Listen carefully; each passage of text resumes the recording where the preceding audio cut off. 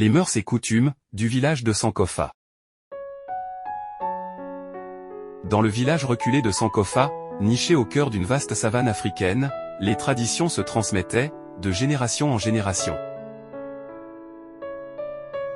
Parmi elles, des histoires de magie et de sorcellerie. Le village était protégé par un totem ancien, sculpté dans un bois, jamais corrompu par le temps, représentant l'esprit protecteur du village, Anansi, l'araignée. Un être capable de tisser le destin des hommes, aussi aisément que sa toile.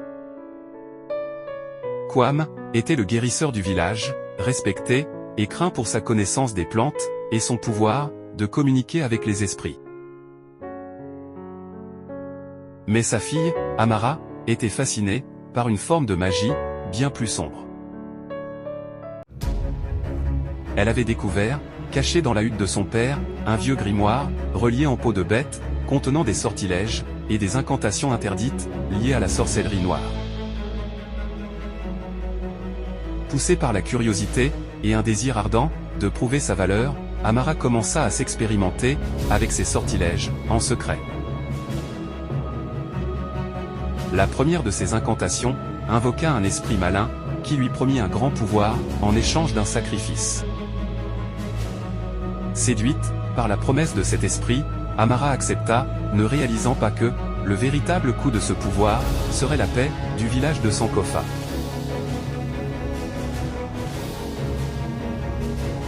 Peu après, d'étranges malheurs commencèrent à s'abattre sur le village.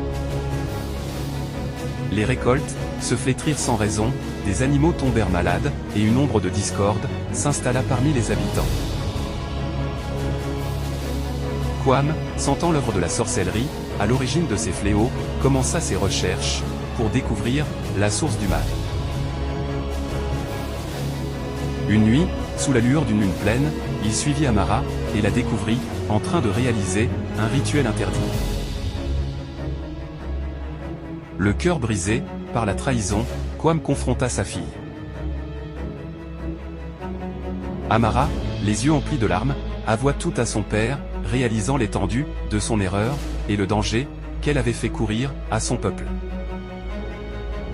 Kwam savait que pour sauver Sankofa, il devait faire appel à Anansi, l'esprit protecteur. Au cours d'une cérémonie sacrée, Kwam et Amara demandèrent pardon à Anansi, offrant leur propre force vitale pour réparer le tissu du destin qu'Amara avait déchiré. Touché par leur sacrifice et leur repentir, Anansi accepta. Il utilisa ses pouvoirs pour restaurer l'équilibre du village, dissipant les ténèbres qui s'étaient abattues sur Sankofa.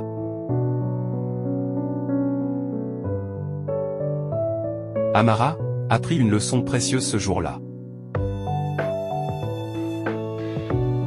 Le véritable pouvoir réside dans la sagesse et l'équilibre, et non dans la domination et la destruction.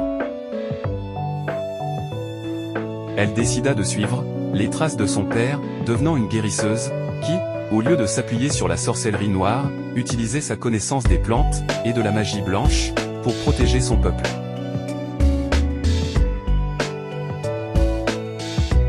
Et ainsi, la paix fut restaurée à Sankofa.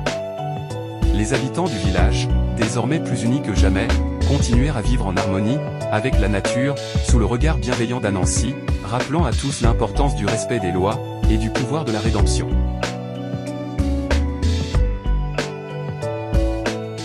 Le respect des lois est crucial pour le bon fonctionnement d'une société. Les lois établissent un cadre de comportement acceptable, protègent les droits individuels et garantissent l'ordre public.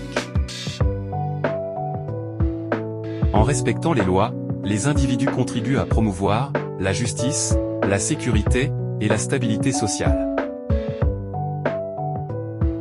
Le non-respect des lois peut entraîner des conséquences néfastes, telles que des sanctions pénales, des dommages à autrui ou des perturbations de l'ordre public. Ainsi, le respect des lois est essentiel pour favoriser un environnement où chacun peut vivre en harmonie et en sécurité.